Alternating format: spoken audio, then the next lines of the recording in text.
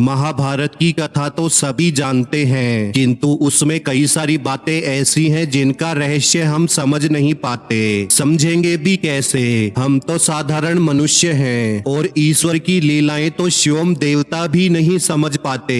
ऐसे ही एक रहस्य की बात हम करने जा रहे हैं। अर्जुन के वीर पुत्र अभिमन्यु की मृत्यु की। अभिमन्यु ने बहुत बहादुरी से युद्ध किया था, परंतु अंत में चक्रव्यूह में फंसाकर कौरवों ने निर्ममता से उसकी हत्या कर दी। अब सवाल यह है कि श्री कृष्ण तो पहले से ही सब कुछ जानते थे, तो उन्होंने अभिमन्यु को क्यों नहीं बचाया, जबकि अर्जुन को उन्होंने युद्ध में बार बार संरक्षण दिया था। बताते हैं आपको, उससे पहले वीडियो को लाइक और चैनल को सब्सक्राइब कर दीजिए। धर्म की स्थापना।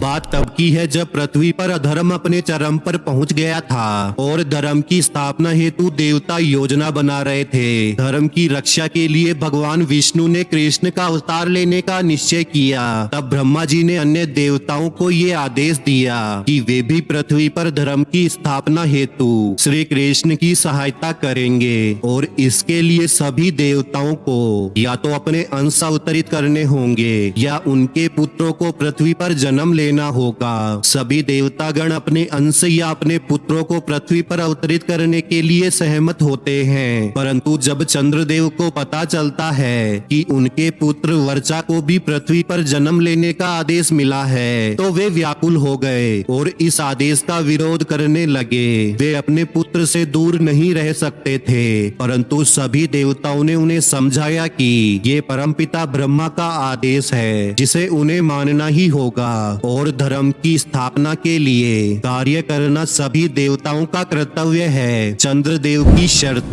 सबकी बात सुनकर चंद्रदेव वर्चा के अवतरण के लिए मान गए, पर उन्होंने एक शर्त रखी। शर्त यह थी कि उनका पुत्र पृथ्वी पर अधिक समय के लिए नहीं रहेगा और पांडवों के पक्ष से ही युद्ध करेगा और वह सबसे अधिक सूरवीर होगा और पूरे दिन युद्ध करने के पश्चात उसे सायंकाल में ही अपने नश्वर शरीर को छोड़कर मेरे पास स्वर्ग आना होगा। देवताओं ने उन्हें मनाने की दृष्टि से सभी शर्तें स्वीकार कर ली। इसलिए अभिमन्यु ने अर्जुन के पुत्र के रूप में जन्म लिया और कृष्ण जी के शिक्षण में परम प्रतापी बना। अभिमन्यु ने माता की गर्भ से ही चक्रव्यूह को तोड़ना सीख लिया था, किंतु चक्रव्यूह से बाहर आने का तरीका वो नहीं जान पाया, क्योंकि जब अर्जुन सुभद्रा को चक्रव्यूह तोड़ना सिखा रहे थे तो आधे में ही सुभद्रा को नींद आ गई। चक्रव्यूह की रचना। पितामह भीष्म के घायल होने के बाद से ही पांडवों ने कौरवों की सेना में उथल पुथल मचा दी थी, इसलिए कौरवों ने पांडवों की सेना का नाश करने की योजना बनाई। योजना के अनुसार उन्होंने अर्जुन और उनके सारथी बने कृष्ण को युद्ध भूमि से दूर कर दिया था और चक्रव्यूह की रचना की, जो केवल अर्जुन ही तोड़ना जानता था। किंतु ऐसे समय में अभिमन्यु ने आगे आकर उनकी सेना का सर्वनाश होने से बचा लिया।